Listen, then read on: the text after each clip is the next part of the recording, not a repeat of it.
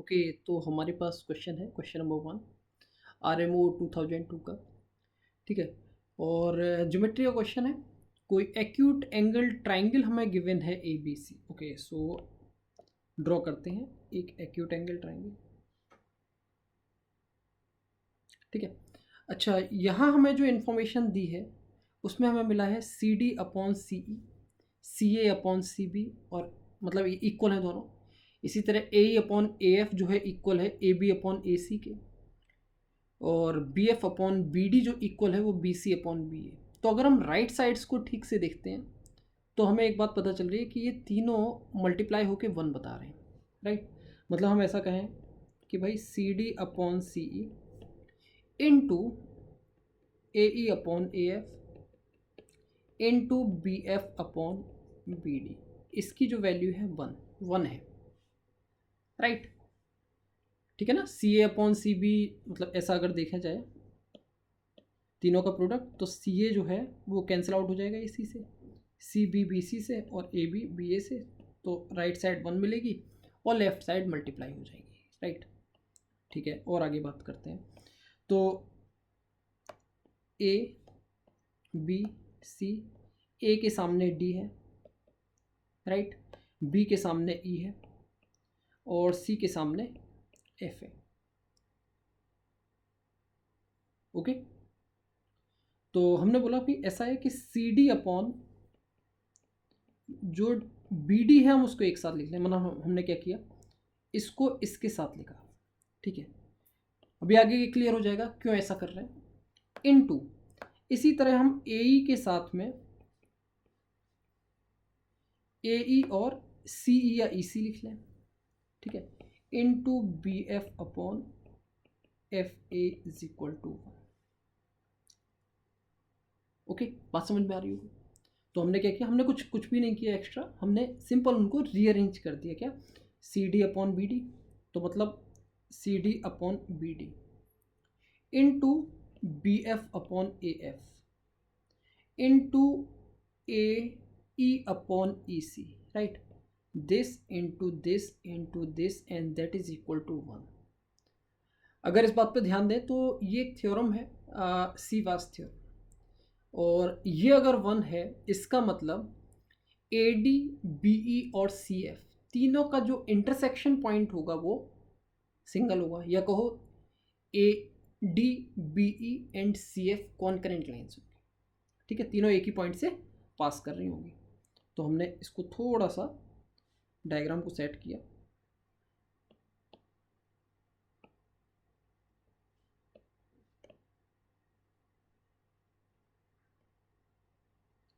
ठीक है, तो हमें कुछ ऐसा मिल जाएगा। AE कनेक्ट कर दिया ये, और ये हो जाएगा CF। ठीक है, अब देखते हैं आगे। अगर ये 1 आ गया, अब ये 1 आ गया तो सीवास थ्योरम हो गई। यहाँ तक हमारी कहानी आई होप क्लियर हो रहा होगा। अब आगे क्या करना है, तो आगे करने के हिसाब से सोचते हैं कि भाई हमें प्रूव करना है AD BE and CF are the altitudes of ABC। मतलब हमें इनडायरेक्टली ऐसा बताना है कि भाई ये एंगल 90 डिग्री है, ये भी एंगल 90 डिग्री है, और ये भी एंगल 90 डिग्री है।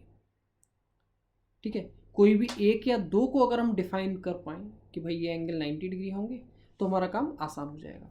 तो हमने सोचा कि भाई ऐसा है कि इसमें इस एंगल को हमने बोल दिया ये x है, ये एंगल y है, और ये एंगल z है। अब देखो इसमें हमें क्या प्रूव करना है, ये x y z हो गया। तो हमें ये समझ में आ रहा है कि हमें इसको अगर 90 प्रूव करना है तो इस ट्राइंगल के हिसाब से हमें x plus y plus z को 90 डिग्री के इक्वल प्रूव करना होगा। बात सही है। तो x plus y plus z must be equal to 90 degree. ठीक है, इतनी बात समझ में आई। चलो आगे ड्रॉ करते हैं इसको थोड़ा सा। अगर हम इन सबको कनेक्ट कर दें,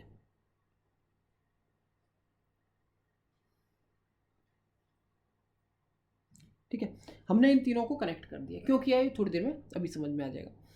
तो एक बात तो समझ में आ रही है कि भाई CD upon CE equal to CA upon CB। तो ऐसा लिखें, C D upon C E equal to C A upon C B.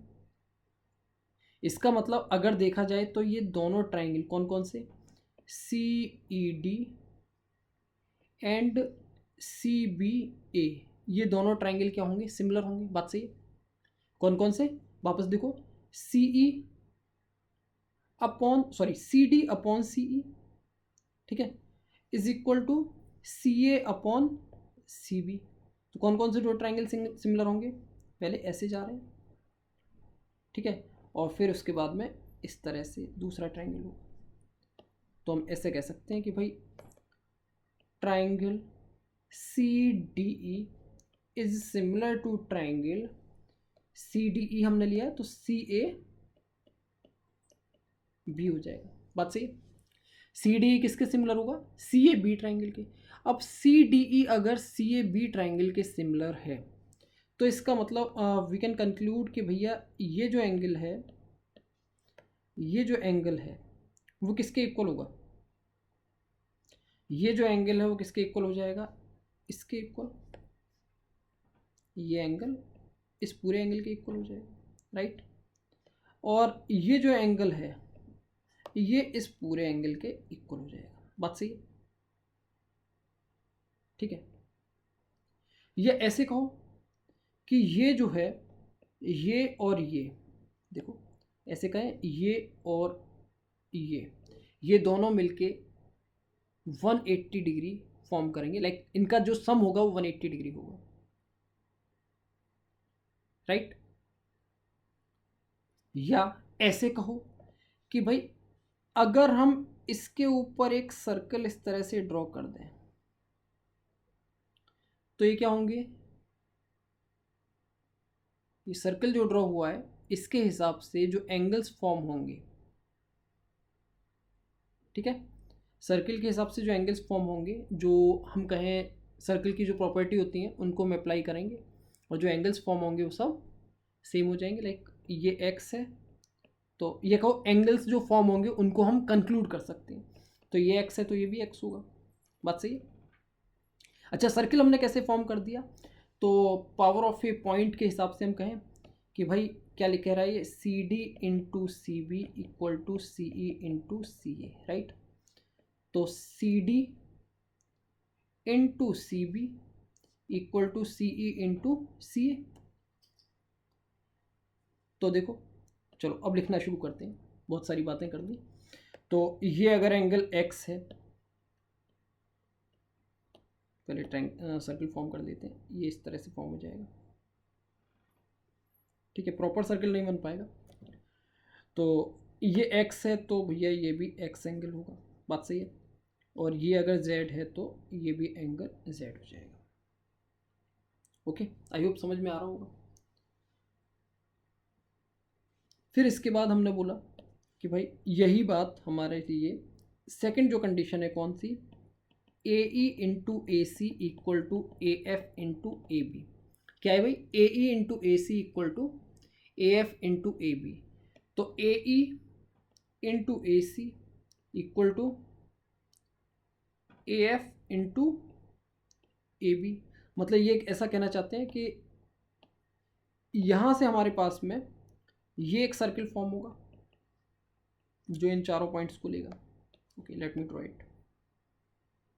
ये सर्किल फॉर्म होगा कुछ इस तरह से। मतलब कहें कि ये जो पॉइंट्स होंगे कौन कौन से, बी एफ ई बी, ये एक सर्किल के ऊपर लाई करेंगे। बी एफ ई सी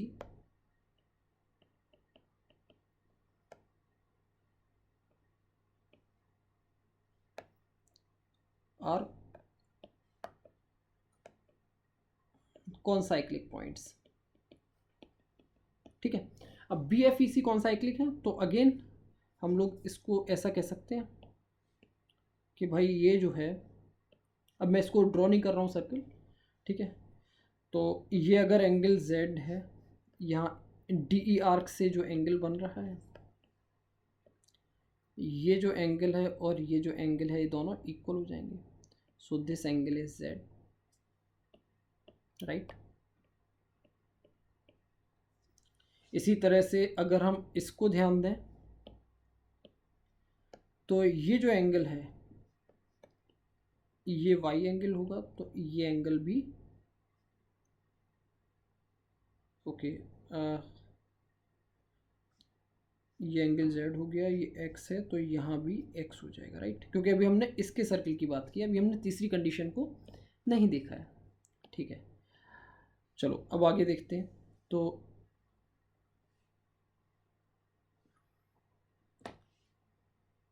अच्छा, यहाँ एक बात और हम देखें कि भाई ये अगर एंगल वाई है तो हमारे पास में इसके करेस्पॉन्डिंग, क्योंकि हम ये वाला सर्कल हम ड्रॉ कर रहे थे, तो ये अगर एंगल वाई है तो ये एंगल भी वाई होना पड़ेगा, राइट, सर्कल की प्रॉपर्टी के हिसाब से। तो इस एंगल को भी हम क्या लिख दें, वाई लिख सकते हैं, ठीक है। अच्छा, अब तीसरी कंडीशन के अकॉर्डिंग क्या है, देखो बी एफ इंटू बी ए, तो बी एफ इंटू बी ए, तो देखो इसमें क्या बनेगा, ये वाला जो ट्राइंगल है, सॉरी ये वाला जो, ये चारों पॉइंट्स है कौन से, A F and D C, A F D C जो होंगे वो कौन साइक्लिक पॉइंट हो जाएंगे, ठीक है। तो कौन साइक्लिक हो जाएंगे अगर ये, तो हम ऐसे कह सकते हैं कि भाई ये जो एंगल अगर एक्स है तो हमारे पास में ये जो दूसरा एंगल ये बन रहा है ये भी एक्स हो जाएगा, हाँ या ना, ये दोनों एक्स एंगल हो गए। तो इसके हिसाब से ये एंगल भी हमारे पास क्या हो जाएगा, एक्स हो जाएगा, राइट। अब देखो ट्राइंगल ए बी सी, अच्छा हमने ये लिख दिया, एक बार इसको भी लिख देते हैं, ए एफ डी सी, ये भी कौन साइक्लिक है, जिसके हिसाब से हमने एंगल्स को कंक्लूड किया है, ठीक है। और इसी तरह से हमने बनाया है एक ए ई डी बी, ए ई डी बी, ये एक सर्किल के ऊपर लाई कर रहे हैं, राइट। तो इस तरह से हमने कंक्लूड कर दिया।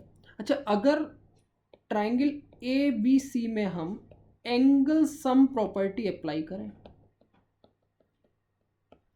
राइट, एंगल सम प्रॉपर्टी अगर अप्लाई करें तो क्या होगा, triangle A B C, angle A plus angle B plus angle C must be equal to 180 degree, बात सही है। ये एंगल सम प्रॉपर्टी लिखा हुआ है, okay let me shift it little bit, right.